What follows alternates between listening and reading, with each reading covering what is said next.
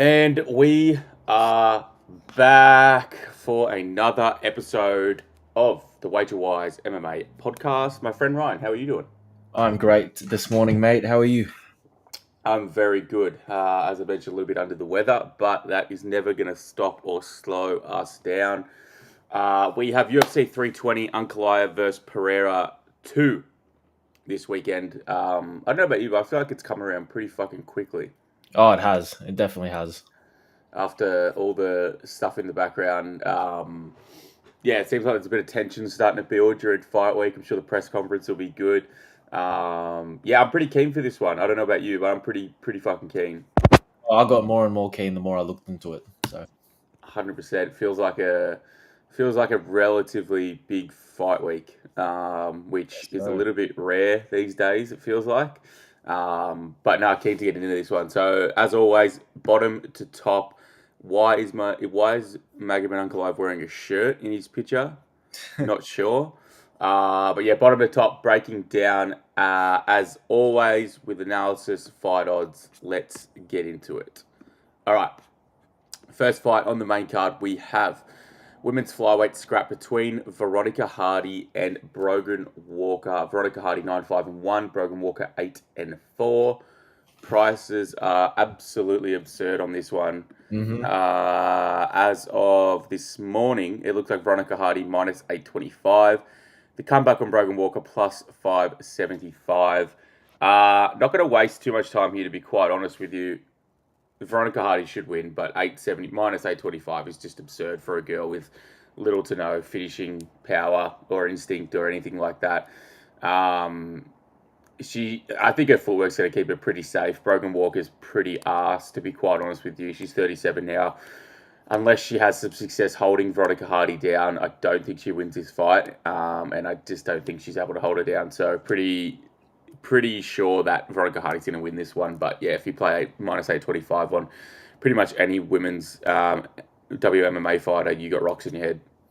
Yeah, I'm in agreement there. Yeah, Brogan Walker, she's a part-time fighter. She's 0-2 in the UFC. She's been TKO'd by Juliana Miller. So yeah, I think Hardy wins this pretty dominantly. Yeah, I feel like it's a 30-27 Hardy spot. Not touching it, but Yeah, I could see her winning by submission or something like that. Like I think Brogan's gonna wrestle, and Veronica, she throw some shit up off her back, but more than likely probably not land. So yeah, I think a decision's probably pretty likely as well. But yeah, a bit of a underwhelming start to the card. All right, up the card we have a welterweight fight between Ramiz Brahimaj, 12-5, taking on Paige Van Zandt, aka Austin Vanderford, 13-2. Prices, we have Austin Vanderford minus 300. The comeback on Ramiz is plus 250. Ryan, who wins this fight, brother? yeah. Do you think the odds are wide? I mean, yeah, I do, to be quite honest. But I think you know what you're gonna get from both of these guys. I think there's ways to play it. Yeah, like say what you will about Ramiz Brahimaj. Like I realize he's a prime example of round one or bust. Yeah. But I don't know. Austin Vanderford as a 3-1 favorite here is just nuts to me. Like in my opinion, he has I don't think he has any respectable wins against respectable opposition. Like Veretenikov, not UFC level. A win over Fabian Edwards looks nice on paper, but that was years before he put it all together. And other than that, he's just been beating Bellator journeyman. Like he's 35 now. He's living comfy. His wife is raking in the bread. I assume he's involved in the content they've been creating. And as of recently, he's been KO'd pretty softly in recent times. And going back to Brahimaj being round one or bust, and as of recently getting his first win by knockout, Vanderford has had two leaps in competition, a 37-year-old Gegard Mousasi and a streaking Aaron Jeffrey, who turned out to not be that great in the end. Anyway, and he was knocked out in the first round of both those fights. Like they both caught him easily in pretty basic striking exchanges, not even with hard shots. And once he was hurt, he just fell off a cliff. He just wasn't able to recover and just gave in. Who's to say Brahimaj doesn't knock him out in round one as well? I know he's I know he's known for his grappling, and 11 wins by sub on top of having 11 round one finishes is impressive. But I've always thought his striking wasn't too bad. Like he does carry some solid power, but I just think he didn't trust it enough until recently. Um, Against Mickey Gall, he didn't shoot a single takedown. Looks good on the feet, and I know it's Mickey Gall, and yeah, he found a kill shot to get that first KO. But um, yeah, I think despite the opposition, performances like that do wonders to boost confidence. Like I love that he's on a win streak. And I love the fact that he's not at Fortis MMA anymore. Like that gym seems to be a final resting place for a lot of guys.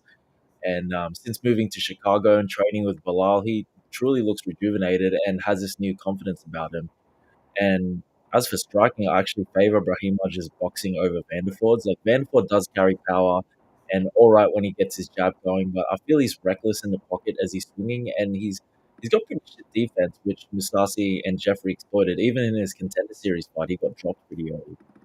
And I actually believe once he gets clipped, like he won't recover. Um, yeah, Brahimaj, he does seem like a cleaner striker, and he does seem defensively responsible. I think he can dart in with combos, land with ease from distance, and if they were to trade in the pocket, Vanderford seems to throw caution to the wind at times, and Brahimaj has this good ability to land counter shots over the top, and also good at landing the last punch in an exchange, even if he gets hit, like much like how he got Mickey Gall out of there. But also, he's just happy to just step back and stay safe, get back to range, and then work his way back in. As for grappling, I think getting takedowns each round is Vanderford's clear path to victory here. Garimbo and Court McGee, they were both able to out wrestle Brahimaj not long ago. Both got 5 takedowns, both accumulated 10 minutes of control time. But I do truly feel there's a night and day difference between the Brahimaj back then to the one now. And I think he can come in prepared to defend here, like especially being in the same training room as Bilal. He'll get some solid reps in with them. um, Edford is great once he's on top with his ground and pound and control, but he can be pretty predictable with his entries at times, like particularly with single legs. And against the fence, he'll just dip his head and put himself in danger. And Brahimaj has a really mean front choke, and he can scramble well and get to the back. All up, I guess the reason why we're seeing a line so favourable for Vanderford here is that opposed to Brahimaj never winning a fight that's gone past round one, except for one fight ages ago, Vanderford has won every single fight that has escaped round one and won every single fight that's gone the distance. And if he gets his wrestling going and it comes easy, he can have finishing upside as the fight goes on, as well as probably being likely to get the decision. So I get it. He did look very good in his UFC debut, which has left a lasting impression. But yeah, hell, Brahimaj has clear early finishing upside. I don't think Vanderford recovers well and fights effectively once he does get hurt. I also think Brahimaj has turned a new leaf in his career too, and is putting it all together with a new team. So he is the younger fighter in his physical prime. He's faced adversity and had his learning curves at UFC level. So yeah, I did take a stab at him at plus 215. I do believe he's gone up to plus 220, 230. So I actually was expecting it to come back in. But yeah, I like Brahimaj in this spot. Yeah, I'm with you. I mean, the line itself is out of whack for sure. It feels wide, definitely. Um, I think you sum the fight up well. It's like if you think Brahimaj wins early, I feel like you just have to play his round one line like at this point, especially against a guy like Vanderford who is pretty soft in that early goings of the round, and has a history of getting out of there. I mean, you're not getting the greatest price now. Is the only thing compared to last fight. Like I think last fight he was plus 7 or 900, plus 900 to win round one, and now he looks like he's about plus 450. So the books have sharpened up since that fight against Billy Ray Goff. Although he was, a bigger dog in that one than he is slightly here. But I mean, I'm not interested in playing Vanderford at minus 300 at this point in his career. Like this guy was in LFA 2 fights ago, and yes, he did what he needed to do, but yeah, he just hasn't fought recently the level of competition that's impressive at all. 2024, 2025, two names, both pretty bad. Don't really rate Verotenikov. Now he gets Ramiz, who, admittedly, his level of competition is pretty fucking soft as well. But yeah, I'm with you. I think like pocket boxing, he'll be fine. I think in terms of wrestling, he'll be fine. I worry that if there is like extended grappling exchanges, he will slow down as the fight goes on. Um, but I think he has massive upside early, and that could steal the fight for him. So I'm with you. I think plus, what do we say? Plus 250. I got him at 215, but he's gone up to like plus 220, 230, I think. Yeah, it looks like he's like plus 250 on a couple of other books as well. You might get some more juice there. But yeah, I'm with you. I think it's worth the dog shot. Worst case, he loses a close decision, but there does feel to be a bit of value on that side for me as well. Yeah, definitely. And I just looked at like my posts on X in his fight against Billy Ray Goff. I got him at plus 460 for round 1 and 2. So Yeah, both. Yeah. to win in round 1 and 2. So Yeah. that's pretty good prices. It's Yeah, come back. 100%. Yeah, I'm with you. Sound like we're on the same page there. All right, up again at welterweight, we have Punahele Soriano, 11-4, taking on Nikolai Veretennikov, 13-6. I'm going to be honest with you. Immediate pass. Immediate pass. I see Punahele Soriano. I see him at minus 332. The comeback on Veretennikov, plus 270. I hate both these guys, to be quite honest with you. Puna, long been just a villain in my betting career. I seem to overrate him and then underrate him, and I just cannot get a read on this guy very well. So I hate backing fights with this guy. I never know what's going to show up. Yes, he looks better at 170, but I'm still just not a believer in the guy. And I just think Veretennikov sucks, so I'm not interested in being involved in this fight at all. I'm very happy to pass. Yeah, I'm on the same boat as you. Like I'm not high on either, but I do agree with Puna being like this much of a favorite. I do not rate Veretennikov at all. I don't think he's UFC level. He's also 35, and I don't think he's getting any better. Like, to be honest, like his one win in the promotion was gifted to him, in my opinion. Like I thought Prado did enough to take the win with his takedowns and over 7 minutes of control time. Like it was close in the feet, but we all know Prado only has an overhand right and left hook, and Veretennikov should have like clearly separated himself on the feet. Yeah, outside of that, like he was wrestle fucked and TKO'd by Austin Vanderford. Prior to that, outstruck by the potentially overrated Danny Barlow, though ate some clean shots and made it to the final Hurts, bell. Do I hurts to think hear. do I think Puna is good? No, not at all. In terms of striking skill set, he's probably outmatched here, like substantially. But Puna does tick off boxes if you were to back him. Like Veretennikov has poor defense. I think Puna has the one-shot knockout power to put him out. Though we've learned in the past not to trust him with striking game plans, that's the thing. But yeah, if he wants to win this comfortably, he'll just have to wrestle. And I don't even rate his wrestling too much. I know he did pretty well against Miguel Baeza and got like a late finish on him. But if you really rewatch that, it seemed pretty like Baeza didn't really have a shot there in the first place. So yeah, I'll take Puna to win this. No action. Yep, wisely so, I reckon. All right, an interesting one here up at bantamweight. Patchy Mix getting absolutely buried after that no-show performance against Mario Batista. They don't even give this guy a photo now. He No, doesn't even get a photo. He gets buried on the early overdeserve it. prelims. Wow, what a fall! What a fall! Huh? Yeah, we got Patchy Mix 20-2 taking on. You got any idea how to pronounce this properly? I've heard people pronounce it Jakub. I'm just gonna call him Jacob Wilcox. Wilcax. Wicklax. Wicklax. Yeah, Yeah, we're right. fucking that up for sure, but that's just the Australian. We don't have much to work with there, unfortunately. Prices, we have a Patrick Mix at minus 300 and a Jacob Wicklax at plus 250. Ryan, does Patchy Mix get back on the right track? I think he does. As someone who bet on Patchy Mix in his UFC debut, I'd definitely be sick of the thought of betting on him again. I even bet on him the fight before that when he fought Magomedov and thought he should have lost that fight. Definitely escaped with that win. So yeah, I am very reluctant to even consider betting him again. But I do You're a think brave man. I do think he should win this matchup, and arguably might be a buy low spot. I don't know. Like Wicklax is a KSW champ. He's all right. honestly, I'm watching him. He's mainly a grappler. On the feet, he has okay offense, like, but he's very awkward, especially in the pocket. And I just think Patchy Mix will get the better of him with his messy style of striking. And he's pretty comfortable there, though he gets hit a lot because he keeps his head in the center line and he's just very stiff in his movement. He does pressure well and he does have good volume. Like the striking is not pretty.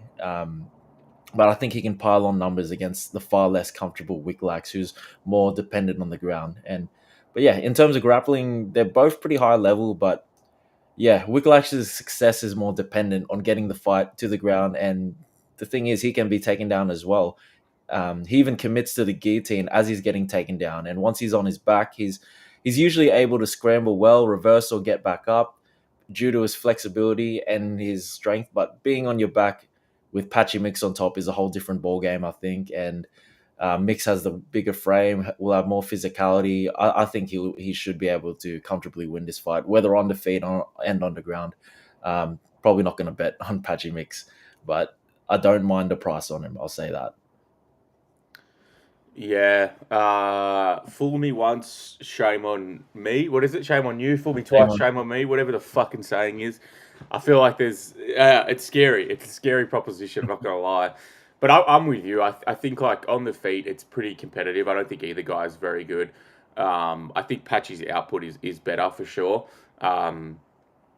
But his defense is just terrifying. Like the way he just ate shots in that Mauro Batista fight was just Oh no. like horrific to watch. Honestly, um, that has to scare you in any fight moving forward. As he gets older, durability wanes. Obviously, his defense is just not going to improve, in my opinion. So it's something to worry about. I don't think he has to worry about it too much in this fight.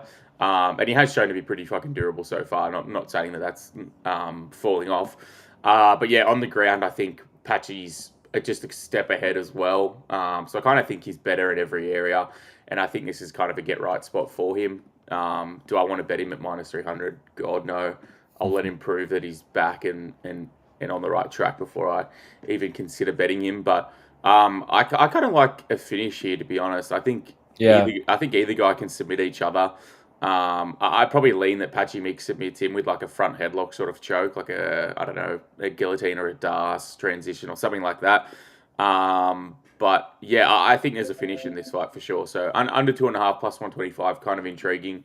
Haven't played it yet, but got my eyes on that.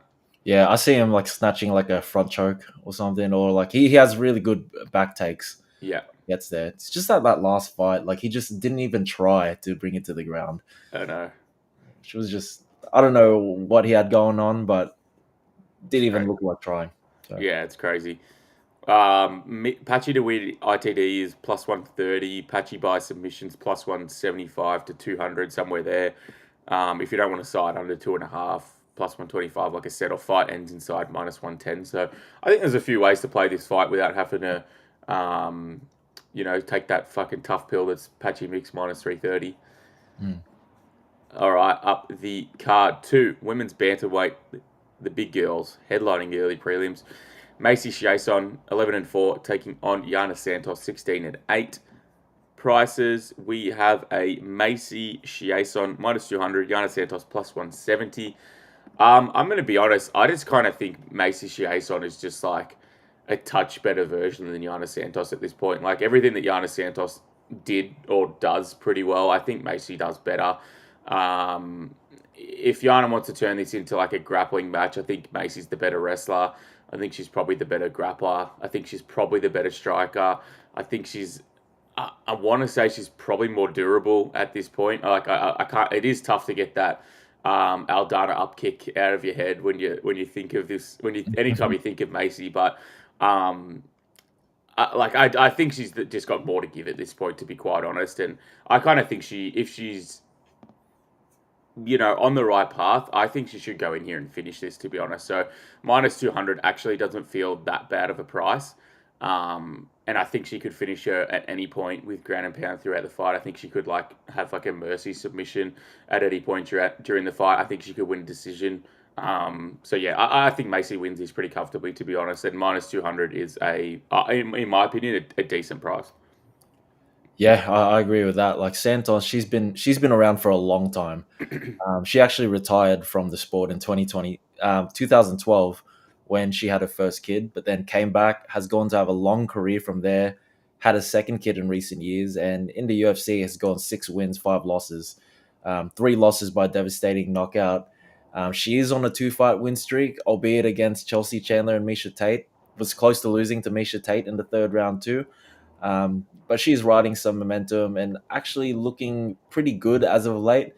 And here she's against Macy Chiasson, she's only a year younger, but she's definitely still fresh into her career, and I think she just may be too much for Santos at this point. Like you said, Chiasson just does what Santos does, but she's more tenacious. She's younger.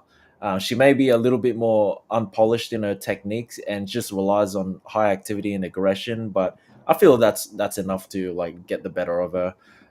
She does seem to be inconsistent, however. Like she lost the last fight against Caitlin Vieira. Prior to that, beat Bueno Silva and Pani Kianzad. Lost to Aldana before that. Beat Dumont and lost to Raquel Pennington. So on her day, she can beat some solid girls, but she can also underperform as well. And here, I think Santos may look all right in the early goings with like her more fundamental, like Muay Thai striking style. Like I see her maybe catching Kiason rushing in, but yeah, as the fight goes on, I very much see her slowing down. And Kiason fights a hard 15 minutes. She's got massive height and reach advantage here. She's the more tenacious fighter. She can get control time, and I just can't see Santos being able to keep up with the pace. So yeah, minus 200 on Kiason's pretty good. Could even be a good parlay piece. And I actually think she might get a round two or round three stoppage here. Yeah, I'm on the exact same page as you. Let's have a look at some prices while we're chatting about it.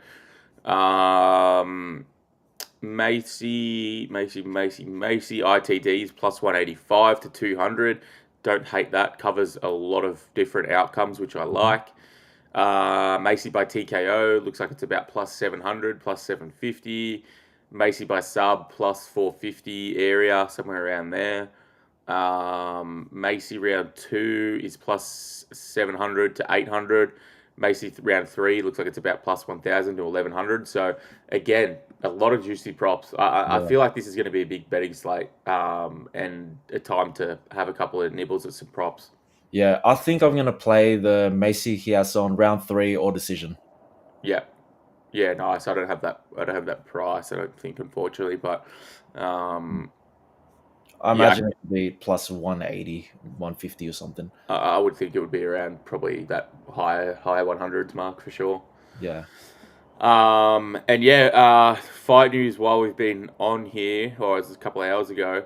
Bilal fighting Ian Gary at UFC Qatar in November, and Arman Sarukian taking on Dan Hooker as the main event. That's the main event. That's the main event. Don't know what to think about that one.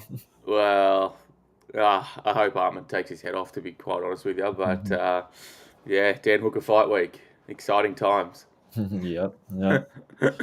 All right, up the card we have. I don't think we should touch on this one because I mean, it's just got made. Ateba Gautier 8-1, taking on Tristan Vines 10-3. I didn't even know this was made. Yeah, literally got made yesterday. After Aussie Diaz pulled out. Yeah. I mean, Ateba's going to be minus 1,500. Like I would have to assume. Yeah, we could just skip this one. Yeah, let's keep it moving. Up the card 2. Oh yeah, great fight. Really good fight. Featherweight fight between Willie Cat, Daniel Santos, 13-2, taking on Jusang Yu, 9-0. Prices we have close fight. I think there's been a fair bit of movement up and down for both of these guys this week, and I kind of expect that to continue. So, Daniel Santos minus 140 currently. Jusang Yu, the comeback is plus 120. Ryan, who wins this fight? Man, I'm very excited for this one. This is probably my most anticipated one of the card, to be honest. This is a sick fight. I feel the UFC is probably a bit sick of Willie Cat by now. He has over 7 cancelled fights, has only fought 4 times since 2020. He's had a history of weight issues at bantamweight, which forced him to move up to featherweight in his last fight. And clearly the issues didn't stop by moving up because he missed the featherweight limit on the first attempt when he weighed in. So It just shows to me he has a lack of discipline and doesn't really take his career as seriously. Like especially when he wasn't even a big bantamweight. Hmm. Like he did end up getting the win against Jung Young Lee, who he isn't that good, but still gave him some problems on the feet here and there, but just couldn't stuff the takedowns of Santos. And here he is up against Jung Sang Park. No, Jung Sang Park. It's all the same to me now. Cancelled. Ju Sang Yu, who I think he has star potential. He is very locked in. He had as good of a UFC debut as you could get with that 28-second knockout of Jeka Saragi back in June, and he got immediately back on the grind. I was following him on Instagram. Like he's been branching out, putting in work at Syndicate MMA. That gym has Merab and Cody Steele in it. He's hanging around the UFC PI as well. He's getting plenty of reps in, working on his grappling, and he's just all in on his career. He made his pro debut in 2021, has racked up 9 wins with 5 finishes since then. In that time, Willie Cat has only fought the 5 times that had like the 7 fight cancellations. And yeah, I truly think Ju Sang Yu has a high ceiling, but this will be a step up in competition on a massive stage. But he is coming into this with favorable factors on his side. Like he is the natural featherweight who actually debuted as a lightweight. He'll have the advantage in reach, power, speed as well, and overall just has a classier skill set. Now, Willie Cat, he can mix it up. On the feet, he has all the typical traits you'd expect from a Chude box fighter, like he pressures forward, swings hard, fast, throws a lot of front kicks up the middle, counters with powerful right hands over the top, and has nasty knees and elbows in the clinch. But he is pretty poor defensively. Like he's there to be countered, and he's pretty flat-footed. Like Julio Arce outlanded him 127 to 49 in significant strikes through 3 rounds. And against John Castaneda, he was knocked down and seriously hurt early. And Castaneda is a bantamweight who doesn't get knockouts at UFC level. One The thing about Ju Seong Yu is he has precise striking, stands upright with his hands low, and he's pinpoint accurate with his straight shots as opponents close the distance. And he's always in position to counter. Like he's also great with spinning attacks and kicks to the body, calf, head. Has great footwork and movement around the cage, and he's just clinical with how he unloads when opponents are backed up against the fence. He's like a robot seeing openings and then systematically firing at each target. And if he connects on Willie Cat, I do think he can put him out. I do worry about the grappling exchanges though, as I think Willie Cat has strong upside there. As I think he has better wrestling and control than a lot of the Chuda box guys in his team. But it's not like he's a lay and pray kind of dominant wrestler. Like Ju Sang Yu has shown good fundamental grappling ability already in the regionals, but that's against like a regional competition. He seems solid against the fence. He has strong hips, and he will be the bigger guy here. So I think he'll be fine. He might just have to go through adversity and weather some early storm, like early in the fight, defend some takedowns, be forced to be on the back foot. But like as we saw with Saragi, he is always in position to throw, even if he's moving backwards. And Willie Cat is just way too hittable, moves in straight lines, and he's too wild in the pocket. I do think Ju Sang Yu will get his reads and find the chin towards the end of the first or some point of the second round. So I did play Ju Sang Yu at plus 120. Yep, I'm with you. I think underdog price, I'm all over Ju Sang Yu. I mean, I don't really want to go over all the stuff that you mentioned, but I'm on the same page. I think size is going to come into it. I think range. I think the range that Ju Sang Yu is going to fight at is going to give Santos some issues moving forward. Excuse me. Given he's not the most defensively intelligent fighter I've ever seen. Santos is really going to have to grapple in this one, in my opinion, to even be in it. And I'm just not sure. I'm not sure he's got that in him for 15 minutes to really go out there and just put that on Ju Sang Yu. And even if he does, I kind of think Ju Sang Yu's like footwork is such a barrier to takedowns and those strong hips, like on the back of that I do think he will probably be fine to negate a lot of that grappling anyway. So if Ju Sang Yu can keep the fight where he wants it, moving off that back foot, coming in with explosive entries and things like that, I think he's going to find the hittable chin of Santos at some point. And this guy really does look like he has some legit natural power in his hands when he hits people. So I'm with you. Plus 120 on a dog that the UFC likes, want to push against Santos, who I agree must be really pissing the UFC off with cancellations recently. I'm all over it as well. I think you have to be on that side, in my opinion. Yeah, and I especially love that he's doing work with Cody Steele and the Syndicate MMA guys. Yeah, yeah, that's a pretty grappling heavy camp. So if he can focus on a bit of that to add to that striking, yeah, he's going to be pretty dangerous. Yeah, I'm with you. Let's have a look at some. What's he? I mean, I can't imagine his TKO price is much more than his money line. Oh, it is actually. It's plus 400 ish Plus 400. for Sangyu by TKO. That's pretty good. Um, that is a pretty good price, to be honest. Yeah. I might have to get into that. Yeah, that's a solid price. I mean, his money line's enough for me, to be honest, at Yeah. plus money. But the TKO, that's nice. Yeah. If I didn't already play his money line for 2 units, I would probably do like 1 unit on a money line, 1 unit on the TKO. But Yeah, yeah, I'm happy with 2 units on that price. yeah, very nice. All right, up the card to another bantamweight fight, full of bantamweight fights on this one. Chris Gutierrez, 22-6-2, taking on Farid Basharat. Prices, we have a Farid minus 450, a Chris Gutierrez plus 350. Look, it does feel strange to see Chris Gutierrez at such a big underdog price.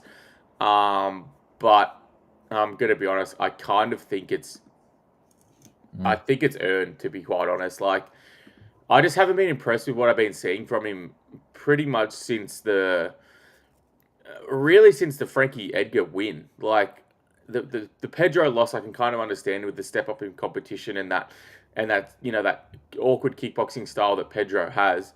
But I really haven't been impressed with any performance he's had since then. Recently, the John Castaneda one. To me, John Castaneda is a middling sort of 25, and onward sort of ranked fighter where like he'll give you issues, but he's never going to crack the rankings or really progress up the ladder that much. And he just seems to be taking step backs in his career. I don't know if it's confidence or age or his skills just aren't translating anymore. Like people have caught up to that. I don't know particularly what it is, but to be honest, Farid's a pretty bad matchup for him. Like Farid can kickbox pretty well on the outside if he needs to in this fight. But the main issue is he's going to put Chris on his back, and Chris on his back has long been a really bad sign for Chris. Like he just has no urgency to get up. He's content to lose minutes. If Farid wants to progress position, I think he's going to have all the time in the world and all the ability in the world to really do that. Farid's a much better grappler. He's a legit dangerous submission threat if Chris lets him progress position. And on the feet, like Chris hasn't shown that he's got the want to finish fights anymore.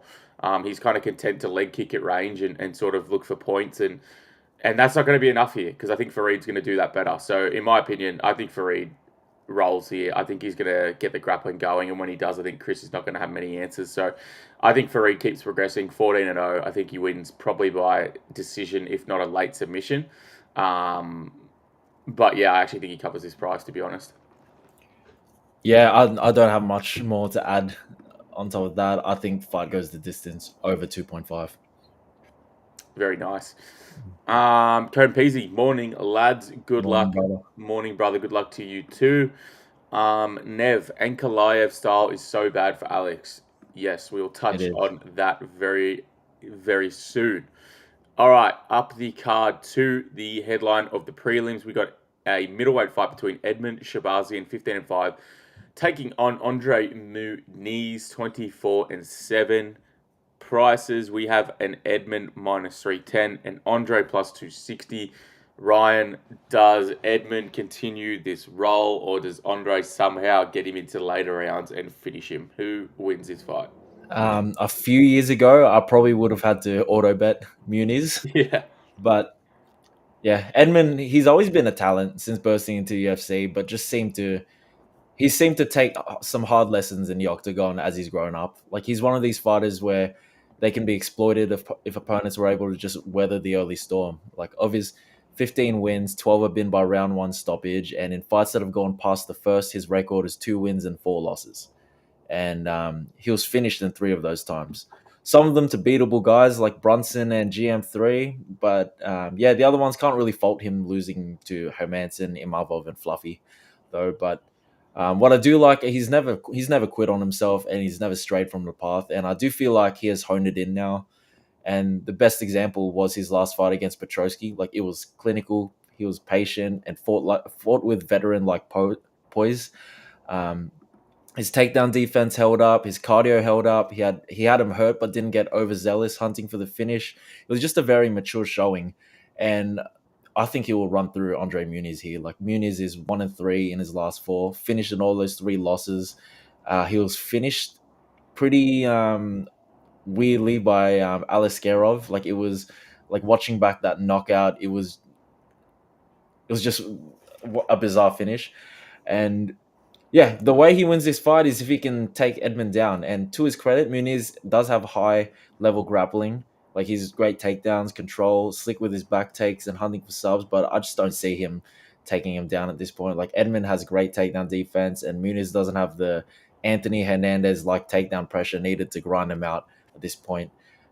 If there was any path, it'd have to be the GM3 way of getting hurt and having Edmen follow him to the ground looking for a finish, but I think we have a more mature version of him now, and Muniz is simply just going to be outmatched on the feet. So, yeah, Edmonds' kickboxing is too good. He has fast hands, effortless kicks, one punch knockout power, and like there's a huge difference in the speed. I think Edmund gets him out of there in the first round. Nice, a lot of conviction, far more than me. Yeah, I don't know. Edmund minus 310 is just it's scary to me, given what we've seen. Like, I like the guy. I think he's a good person. Like, I think he has good traits and probably will win this fight. But he's not trustworthy enough for me to back him at minus 310. He's proven that all through his career. Is Andre going to be the guy that it takes a lot of damage round one, survives to two, and really turns things up 2 and 3? I don't see it. He's never really had the cardio when things go late. So I don't necessarily think that like auto fade Edmund with a grappler late is in play here. But Edmund is getting. I'd say Muniz is a step up from Budka and Petrosky. Like, I do think he's better than that. He's insanely physical for sure. He's massive, and if he gets to the hips of Edmund, I do think he potentially will give Edmund some issues against the cage, especially if he can get it down as well. But yeah, I think Edmund probably wins. I think he's looks like as you said, he's faced those challenges. He's got back on the path, and he's only 27, which is crazy because I feel like we've seen him for Oh yeah, like 7 years already. But yeah, I think he's probably got too much on the feet for Muniz at this point. Can hurt him all three levels and should. It feels weird, but it should be the fresher fighter later. I know we don't normally say that with Edmund, but as long as there's like a little, not too much grappling, I think he should be fine. But yeah, minus 310, I can't get to that for Edmund. So yeah, I'm happy just to pass on this one. nice. Give me your prediction who's going to win, Alex or Ank. We will be there very, very shortly. We'll be there very, very shortly. Okay, up to the main card. Kicking off the main card, we have another middleweight fight between Abus Magomedov, 28-6-1, taking on Youssef Pyfer, 14-3. One of the all-time shit cunts of the UFC, Joe Pyfer, minus 255. The comeback on Abus is plus 215. I think that Joe Pyfer probably wins this fight. Minus 215 is not particularly enticing to get involved for a guy that's relatively low volume, and he's going to be at a range disadvantage. I would think with the kicking output of a boost for most of this. But I think when Joe wants to go and decides to move forward, I think he's going to give him some issues. And I also think that Joe has pretty big upside if he gets this fight to the ground, to be honest with you. He's a pretty dangerous submission guy from that Henzo Philly camp, who are incredibly good at that half guard sort of series where they can lock in arm triangles, go to full mount, make you give it back, rear naked choke, all that sort of stuff. That Philly camp is very, very good at that with Sean Brady and those guys. But I worry that if he does look to grapple, I'm still not sold on Joe. Like, I think his cardio is a little bit questionable as the fights go late.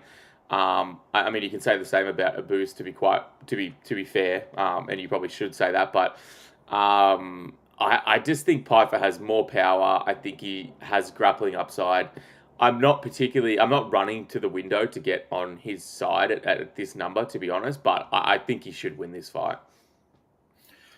Yeah, I'm a big Abus Magomedov guy.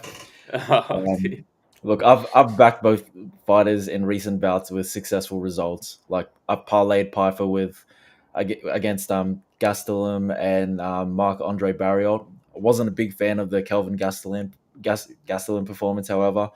Um, as for Abus, I took him to beat Bruno Ferreira as a slight underdog, a slight favorite. But then I had a really good collect on him, backing him against Michel Pereira as a plus 120 underdog. And I'll be honest, seeing him here close to plus 200 very much tempted me, but I can't get to playing him at all here. Like him winning here means winning by decision. I don't imagine Abus getting a knockout or sub against Joe Pyfer. Mm, And though Pyfer can be frustratingly low volume as he's like so fixated on the perfect shot, Abus does slow down from the second round onwards. Like he doesn't death gas like he used to, like in that mm. Strickland fight, but he definitely gets a little more flat footed and drops in activity. And I just don't see him fighting a perfect 15 minutes.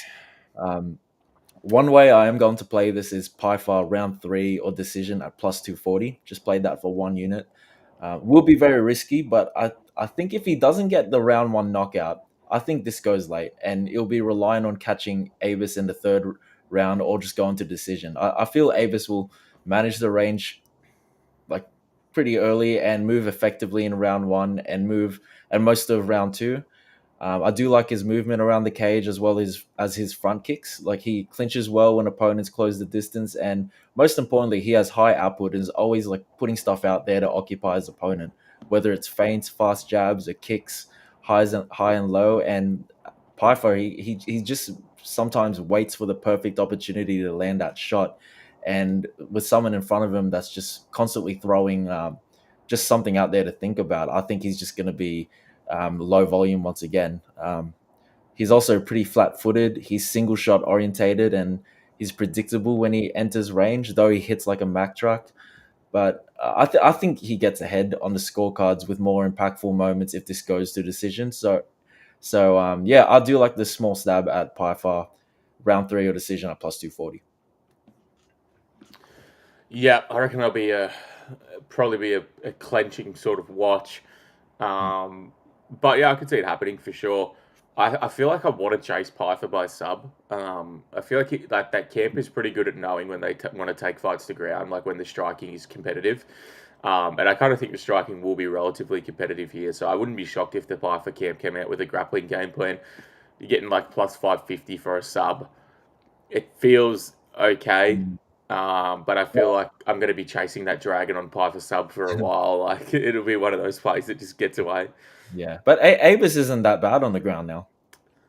Yeah, yeah. I mean, I'm not. I think Pyfer is a pretty Oh, decent. he's much better. Yeah, I think he's a pretty decent grab, especially if they get to that half guard. But yeah, I'm with you. It's probably a donation, but looks intriguing. Let me just check this chat. I'm waiting for your prediction. We're going bottom to top, so given it's the main event, we'll be covering it last, but we'll be there shortly. Thanks for staying along. All right, up the card we have featherweight Josh Emmett 19-5 taking on Youssef Zalal 17-5-1. Prices we have Youssef Zalal minus 500. The comeback on Josh Emmett plus 375. Ryan, does Zalal dance his way to another decision victory, or does Emmett clean clock his head off? I don't like Emmett's chances here at all. Like we know his style. He's a guy who has not really developed his game for the better part of 10 years.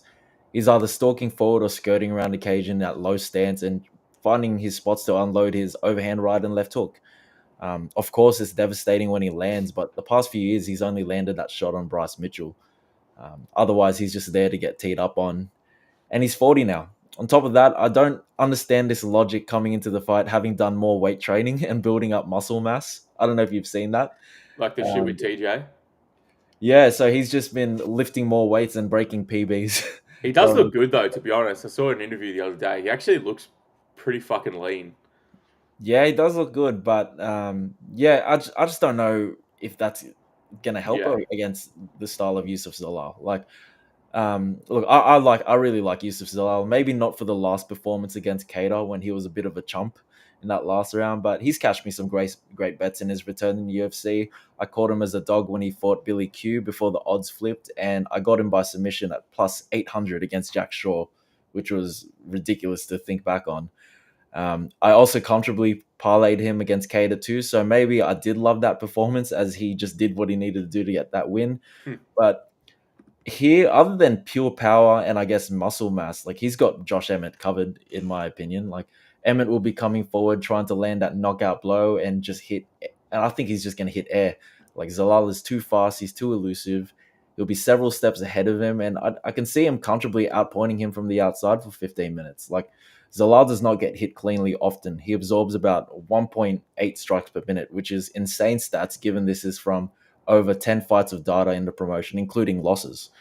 Um, if Emmett looks to mix it up with his wrestling, I think he'll be pretty slow. Like Zalal will see his shots like out at the open from a mile away, and quickly, I think he will quickly be able to get out or quickly sprawl. Like Emmett's best chance is to cut off the cage, get him square against the fence, and either clinch and muscle his way to top control, or throw a right hand from hell and hope it lands. But as shown against Kader, like Zalal's footwork will make it incredibly hard for him, for a guy as flat footed as Emmett to track him down. And even if he does, there's just too much difference in speed. So I think Zalal like wins this 30-27, maybe a sub if he can scramble, but I don't want to get too cute with it. I think Zalal just wins. Yeah, I don't disagree with anything you said. My main issue with this fight is literally Zalal is minus 500 and he Oh, has yeah. very low finishing upside, unless it's a submission, which I actually can see in this fight, given that I think Emmett is pretty sus against submissions, to be quite honest. Like that Yair one comes to mind. He literally put himself in a triangle. And I know Yair is a pretty slippery sort of grappler on the mat versus Zalal, who's more like move to advantageous position, take the back, rear naked choke, finish, sort of that rather than throwing up triangles off his back. Um, but yeah, like a guy like Zalal who does, next to no damage to people, being minus 500 in a versus a guy like Emmett who's like insanely durable and has big power upside, it does scare me because like one shot around literally could change the fight. And that's all it takes. And Zalal will probably give him the opportunity to land that shot, just given that he's probably not going to look for the finish at any point. So it does concern me a little bit. I completely agree with everything you said. It feels like Zalal is the side for all those reasons, but at minus 500 is the juice worth the squeeze? Probably not for me. So yeah, no bet on Zalal. If I was to bet on Zalal, I do like submission. Like I'm seeing plus 600s out there, which I feel like is a decent look. Given I think we can expect some grappling exchanges, like whether it's Emmett pushing it or Zalal pushing it. I do think there will be some clinching and potential grappling. So I don't hate that. But yeah, I'm not sold on Zalal, to be quite honest, at this point. Like, I know he's faced some good guys throughout his couple of runs in the UFC and looks to be on the right track. But yeah, low damage, big favourite, doesn't make a lot of sense to me. For sure. All right, up the card to the feature fight of the evening. We have a light heavyweight banger. Yuri Prochazka, 31-5-1, taking on Khalil Rountree Jr., 15-6. Prices, we have a Jiri minus 170 and a Khalil minus 145. Okay, what an awesome fight. What's that? Plus 145, you meant? Plus 145 for Khalil, sorry, yes. Yeah. What a sick fight. This is an absolutely sick fight. I've been happy with what I've seen from Jiri in that his progression, like he has shown progression in that Jamal Hill fight where he looked to have some improved head movement, but I think you're still getting the Jiri that hasn't really changed. He's going to be, awkward footwork, awkward hands, high and low, awkward head movement, awkward everything. Everything that could be awkward is extremely awkward. But he's a physical beast. He moves forward. He hits hard. He doesn't stop coming. He's durable. He's the Terminator. He's literally the Czech Terminator. and he's coming up here against Khalil, who I had to beat Jamal from memory. I'm pretty sure. Um, but yeah, again, I was pretty impressed with what I saw from him in that Jamal Hill fight as well. It's clear the guy's a solid striker. Like his timing and accuracy on shots, his ability to set up shots. He just has really nice Muay Thai. His speed on kicks, punches, everything. I think he's probably going to be the faster striker here between the two. I think. Mm. I think it'll be pretty competitive, but I do think he probably has a slight speed edge. I just worry that if he doesn't hurt Jiri early and get him out of there, I feel like Yuri's just going to walk him down as this fight goes on and on. And I think Jiri will accumulate damage. I think Khalil on the outside is probably going to chew the legs of Jiri up, who has shown that he doesn't really defend leg kicks like excellently. And I think Jiri will get himself in position to lose this fight in that he'll push into the pocket. He'll look to, exchange with Khalil, which isn't really necessarily the way you should fight Khalil, just given his attributes. But I think Yuri will do that. But yeah, I'm interested on the dog. To be honest, it's probably not as much now as it was earlier in the week when he was like plus 160 sort of area, plus 180. He was a bit high. I think you could probably feel pretty good about a Khalil click at that number. But mine, at plus 140, there's not really a whole lot of juice on the Khalil side that makes me interested to get on it. I can't, like as I said, I kind of think his upside is early, and I think if he doesn't, I really think the pressure and the pace and the damage that Yuri is going to lay out on him will really add up as this fight goes on. He's going to have a significant volume advantage as well. So yeah, I think Yuri probably wins this and probably finishes at 2-3. But I think it's going to be a dicey fight where both guys are going to have a lot of success. And it's just a typical Yuri fight where you're on the edge of your seat, where like Khalil's left hook is coming, 2 inches from Yuri's chin, and yeah, I think both guys are going to have success. But for me, I think gun to my head, I'd probably pick Yuri. Yeah, this is going to be a fun one. Both fighters coming off wins against Jamal Hill after they both got knocked out by Alex Pereira. Yep. Yuri getting the round 3 TKO in Hill, and Rountree getting the 5-round unanimous decision. And I will be talking about both those fights because I think their performances will play a factor in to how this fight will turn out. I'll say this now: I'm definitely not comfortable betting on either side. This is a very volatile matchup. So instead, I just targeted the fight a different way. I went with fight to start round 3 prop at plus 125, which is going to You be love those. terrifying. You love those. I know, but I do think it is a good chance given the stylistic matchup and their recent performances. Like Khalil Rountree, dangerous Muay Thai style striker, does carry a lot of explosive power and speed, but at times can be a bit low volume and a touch hesitant. Like he fought a smart, measured fight against Jamal Hill, and he did acknowledge in his post-fight interview how he's putting more importance in staying within himself and not getting overzealous, as it has cost him in the past. And as for Yuri, he has a very awkward, pressure-heavy style. He gets hit a lot, and he gets hurt a lot, often relying on his ability to recover and outlast. But he will just keep fighting until the referee stops it or he's completely out. And I think Roundtree does have that sort of power that could drop him or have him very buzzed if he lands that perfect overhand left. But I can see Roundtree not going in for the kill as he knows the danger if he gets overzealous against Yuri and wants to be conservative in case Yuri survives the onslaught. I'm I'm sure he knows Yuri can turn it up late, and he would not want to be low on energy to drown in his pressure in like the second or third round when Yuri's turning it on. In Yuri's fight with Hill, he did show night and day improvements, in my opinion. Like head movement looked great, his counter striking was sharp, and overall his footwork was much better. Like he was still the same old Yuri at times, like very much hittable, still awkward, and puts himself in the firing line. But it was noticeable how much more poised he was. Like I'd say for Yuri, it was a mature performance, like for a fighter who's Yeah, known for being so chaotic. I agree. And I imagine Roundtree's game plan here being will be similar to his fight with Hill, like stay at kickboxing range, chop away at the legs, hit him with body kicks, come over the top with his overhand left, and just win the minutes and moments without putting himself in too much in harm's way, at least for the first 2 rounds. Jiri will be applying his usual pressure, and I suspect he'll have a hard time finding his range and tracking Khalil down because he's very much shorter than him. He'll be staying low and punching downwards at Khalil, while Khalil will be punching upwards at him with big hooks and overhands every time he tries to enter the pocket.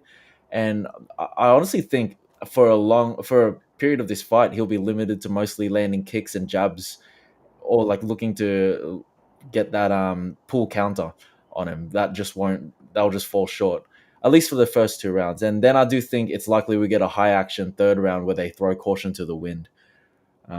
Jiri does have 5 finishes in the UFC, with 3 in the second round, 1 in the third, and 1 in the fifth. Khalil in the past 6 years has just the one first round KO against Chris Daukaus. He has 2 KOs in the second, and his most recent finish, it took him till round 3 to KO the corpse of Anthony Smith. So yeah, when these guys are standing in front of each other, I'll definitely be sweating my ass off. But I do see this being competitive, and I do see them getting to the third round. So plus 125. I do love these bets. I'm not gonna lie. So You do. yeah, maybe it's a way of punishing myself, self harm. But yeah, that's my only angle of this fight. If I had to have a lean, it'd be Jiri late. Yeah, I'm with you. That's funny though. Like you do love those fights start round 3 and those like real dicey, real action packed fights. But hey, if it works, it works. I just want to see what Yuri. Yeah, you're not getting great prices. Like Yuri round 2's plus 400 maybe, plus round 3 plus 750. What's It's a Rountree decision? Roundtree by decision is plus 450. It's not as good as I thought it'd be. Yeah, yeah, it's tough. It's a tough betting fight, to be honest. Doesn't look like there's a heap of value on any front, but yeah. All right, co-main event of the evening time, bantamweight, 5-round scrap, title fight. Merab the Machine, Dvalishvili, 20-4, taking on the Sandman, Cory Sandhagen, 18-5. Prices, we have Merab Dvalishvili, minus 400, Cory Sandhagen, plus 300. Ryan, do we get a 5-round cardio domination from Merab, or do we somehow have a new bantamweight champion? Probably the first one. Look, I love the Sandman. He's one of my favorite fighters in the UFC. Easily one of the best pure strikers. And as a mixed martial artist, I believe he's close to complete as it gets. Like the thing is, when he faces guys as well rounded as he is, or are specialists in certain areas, his shortcomings in physicality and power just let him down. Like he competed amazingly against Petr Yan in a 5-round war, but the power, explosiveness, and speed just saw Yan pull away with it. Against TJ Dillashaw, a fight that I thought Sandhagen should have won. His physicality let him down, like in key moments, and the most relevant to this matchup against Umar Nurmagomedov, it was the physicality and pace that wore on him, which saw Umar just get more and more dominant with each round as the fight went on. And here against Merab, I don't know, outside of finding a KO or a meme submission, I just don't know how he wins this in an extended fight. Like Merab has infinite cardio. Like he's incredibly strong and maintains this strength and pace for 25 minutes. And unless Cory's on the juice, I just don't see a realistic path to victory. Like sure, Cory could develop incredible takedown defense, but that doesn't put Merab off his game. Like against Jose Aldo, he attempted 16 takedowns and got 0. And Aldo was rendered useless from constantly defending. Against Petr Yan, he landed 11 takedowns from 49 attempts, and Yan was just absolutely spent. Here, I do see Cory's movement around the cage and much better striking, be able to find some early success tagging Merab and making him look a little silly at times, but I don't see Cory maintaining a stick and move game plan for 25 minutes, and eventually Merab will just grab a hold of him and just slow cook him from there. I can see Merab lose the first round, narrowly win the second, and probably win rounds 3 to 5 very clearly as the takedowns get easier and he spends more time on top. Cory becomes more stationary as the fight goes, and I think Merab give all-time good optics, like playing to the crowd at times too. Like I think he won that 5th round against Umar purely on optics of him just like playing to the crowd. If you remember that. Yeah, 100%.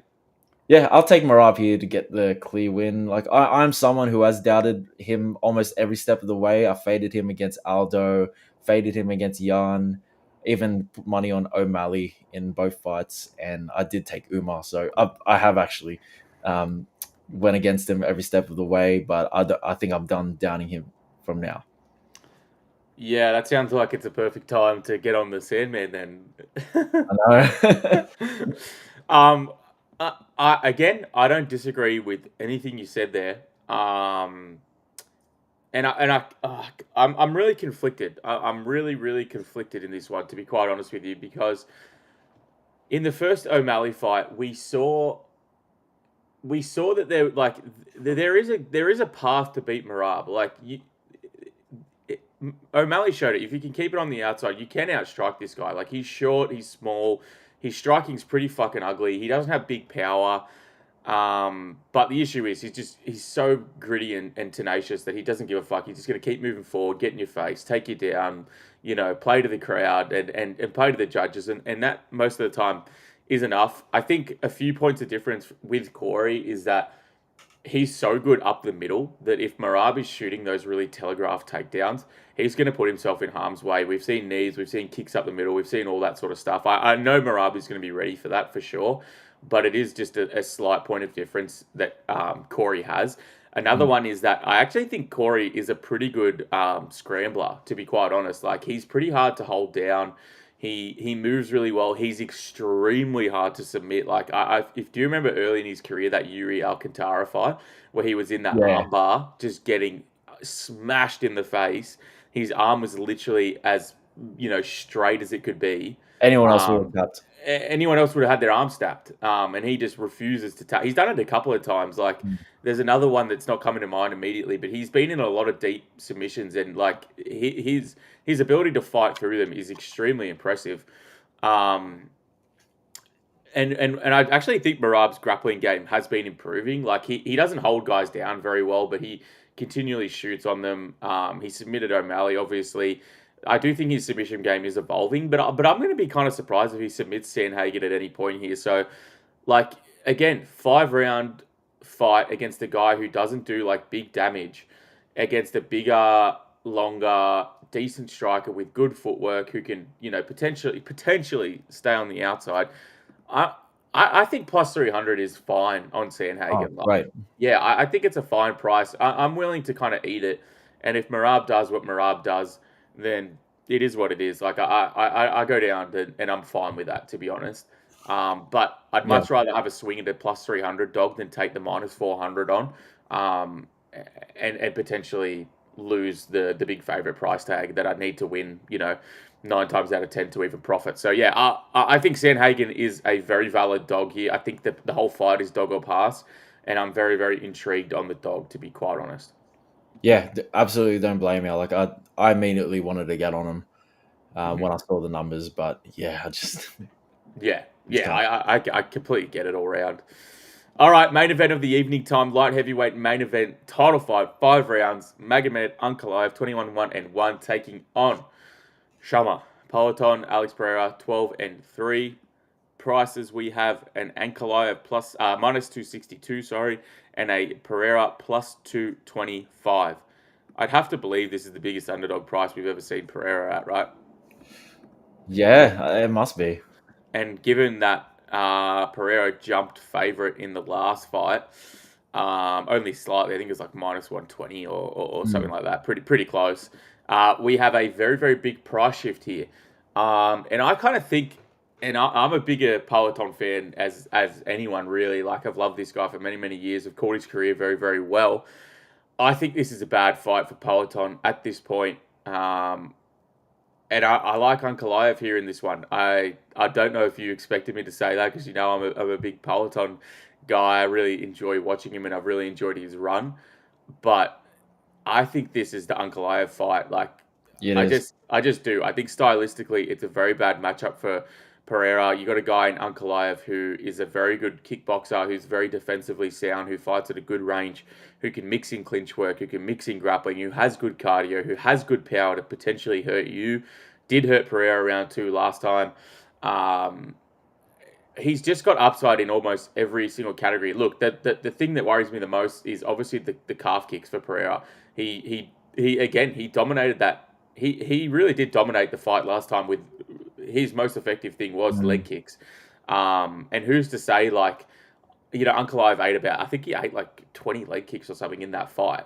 Yeah, it Who barely affected him, but that's my point is like who's to say he doesn't eat 4 or 5 this time and it does affect him yeah, because we've seen that that Pereira can land on him, and we've also seen that it doesn't take many for those to add up. So, I think there is a world in which Pereira does hurt him with those leg kicks, but I also think there's a world in which Ankalaev knocks Pereira out in 3 rounds. To be quite honest, Pereira's only getting older. I haven't loved what I've been seeing from him, like on socials, and I know that's not like an analysis that comes into fights, no, it is a big part of it. I think. but like him hanging around Nina Drama and doing all that shit, like I really don't like that. I really don't like that. I don't know why he keeps bringing in Sean Strickland to camps. I understand he's trained with Uncle Ive, but like it's not a like for like matchup in my opinion. I think there's much better people you could train with out there. And I think Uncle Ive is rising. I think he's confident. I think he's getting Pereira at a very good time. Even Pereira's talking about like moving up to heavyweight already. He's saying that the 205 cut's hard for him, which is just crazy given this guy like was at 185 for an extended period. But yeah, I'm not playing Uncle Ive money line because I think it is probably a bit too much of an overcorrection versus the last fight. But I'm pretty confident that Uncle Ive wins, and I kind of think he knocks him out. To be quite honest with you, I think he knocks him out within the first 3 rounds, which I hate to see. I hate to Mm. say it. I hate all of it, but I do think it happens. Yeah, I know you're a big Alex Pereira guy, but I did anticipate you going this route um, with the prediction. Yeah, Yeah, look, for as long as I've followed the sport, there's always been a pattern of like high key rematches ending in a much different and definitive way. Like if we think back to yeah, JDS versus Kane, Silva versus Chael, Jones, Gustafson. Recent examples, Strickland and Drickus, or more fittingly, Izzy versus Pereira. You can list plenty from each weight class, and for this one, I see it following that pattern. Like their first fight was close, and both answered some important questions. Like Ankalaev was able to strike with Pereira, and he landed the more damaging blows out of the two, like having him seriously hurt at one point. And Pereira, he did not connect many shots to Ankalaev's head at all. Like if you compare to how much Ankalaev had success with him, and yeah, Ankalaev was not compromised from the leg kicks like he has been in the past, like with Jan Blachowicz. As for Pereira, the question was if he could neutralize Ankalaev's grappling, and he did. He ended up defending all 12 of Ankalaev's takedown attempts. This was huge as he has given up takedowns and control time in the past to Jan Blachowicz and even Izzy. But it was clear that this wore on his conditioning and compromised his ability to effectively kickbox. I agreed with the 48-47 scorecard for Ankalaev at the end, but it wasn't a fight where he clearly separated himself and was definitive in the win. Like maybe another judge could have gave the fight to Pereira as well. But I think this weekend, however, with having 25 minutes of data on each other, there will be a definitive result. And in my opinion, the ball is in Ankalaev's court. Like Pereira has a lot going on. His attention has been on YouTube content, traveling, meet and greets, and coming into this, I don't like how emotionally driven he is in this matchup. Um, while Ankalaev, he just seems so just laser focused on this fight, and for the most part, blocking out the outside noise. And I do favor him to win in dominant fashion here, whether it's a straight up shutout, 50-45, 50-44, or like he gets a round one or round two knockout. Like Pereira may improve his conditioning or come out more aggressive, trying to tweak some things. But I think the recipe is there for Ankalaev. For all of Pereira's kickboxing prowess, he is still a limited and defensively flawed fighter. And Ankalaev brought out and exploited those flaws through wearing on him with grappling pressure, getting him tired, get him thinking and hesitant to engage, and then picking his spots to fire. And I think Ankalaev is the more well-rounded mixed martial artist out of the two. He's in his physical prime. He doesn't have much distractions in his life, and if I'm honest, I think he finds the knockout shot on Alex within the first 2 rounds. Alex has already had his time at the top. He's nearing 40 with so much mileage. You got to question the durability. He also has the luxury of having a career outside of fighting now at this point. So yeah, I favor Ankalaev by knockout. Round one, round two, under 4.5 rounds. I think it's his time. Yep, we're on the same page there, which I wasn't, excuse me, fully expecting. Under 4.5 -125. Ankalaev by TKO is plus 250 ish. That's fine. Couple of decent prices getting around there, but hey, who would have thought we'd end up on the same page like that? Yeah, I know, right? All right, let's go bottom to top. Final picks. We might give you our wager-wise pick of the week. Let's start at the bottom. We got Veronica Hardy, Brogan Walker. Veronica Hardy. Yeah, Veronica Hardy, but minus 850 is crazy work. Ramiz Brahimaj, Austin Vanderford. Give me Ramiz Brahimaj. Doggo pass for me too. Punahele, Soriano, Nikolai Veretennikov. Puna. Ugh. Pass. Just pass. Just pass. Patchy Mix, Jacob Wicklax. Patrick Mix. Yeah, I think Patrick Mix gets right on the back on the track. Macy Chiason, Yana Santos. Macy. Yeah, Macy for me too. Feels actually parlayable, which I don't say very often for women's. Mm-hmm. I'm assuming we're both just going to go Ateba Gautier. Yeah, T-Bob by murder. Daniel Santos, Ju Sang Yu. Ju Sang Yu. Yep, Ju Sang Yu Park for me too. Korean Zombie Jr. all over it. Chris Gutierrez, Farid Basharat. Farid Basharat. I think Farid pitches a shutout here, to be honest. Edmen Shahbazyan, Andre Muniz. Edmen. Yep, Edmen for me too. Abus Magomedov, Joseph Pyfer. Joseph Pyfer. Joseph Pyfer for me too. Joshua Emmett, Youssef Zalal. Youssef Zalal. I think at the odds, it's honestly dog or pass. Probably just a pass for me. Jiri Prochazka, Khalil Rountree Jr. I don't want to pick this one. Fuck it. Khalil. Khalil decision. Okay. I'm going Jiri. Jiri knockout, 2-3. Merab, Dvalishvili, Cory, Sandhagen. Merab. Yeah, dog or pass again for me. I'm going dog, Cory Sandhagen. And the main event, Magomed Ankalaev, Alex Pereira. Ankalaev. Yeah, Ankalaev inside 3, which hurts, but that's just how it is. I reckon we just keep our wager-wise to our Twitters. Let's just keep posting on there. I like that. Yeah. Sounds good to me, mate. Yeah, we'll do that. Other than that, that is another episode of the Wager-Wise MMA podcast. Ryan, anything you want to sign off with, my bro?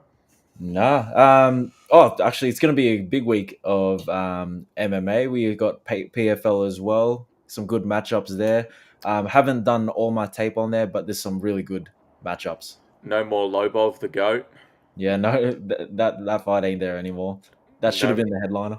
No more Lobov the GOAT, which hurts. But yeah, it's a big weekend of MMA. I think there's like Octagon as well. LFA, I think. It's fucking lots and lots. Let me get Octagon, Cage Warriors, ACA, One Fight Night, PFL, Contender Series just had a good week on that as well. This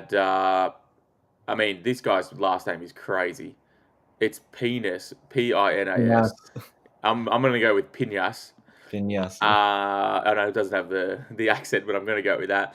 Had him by TKO, which was nice. Had Jourdain rounds 2-3, one in round 3, which was a big price as well. So a couple of decent cashes there. A couple more weeks of Dana White's Contender Series to cash on. Other than that, it's been great. Follow Ryan on Twitter at Desperate Times with a Z1. You can follow me at Dribble Sport or at Provide Picks. We will put our free picks of the week up there. Ryan's posting all his picks as usual up there. Other than that, good luck on your bets this weekend. UFC 320,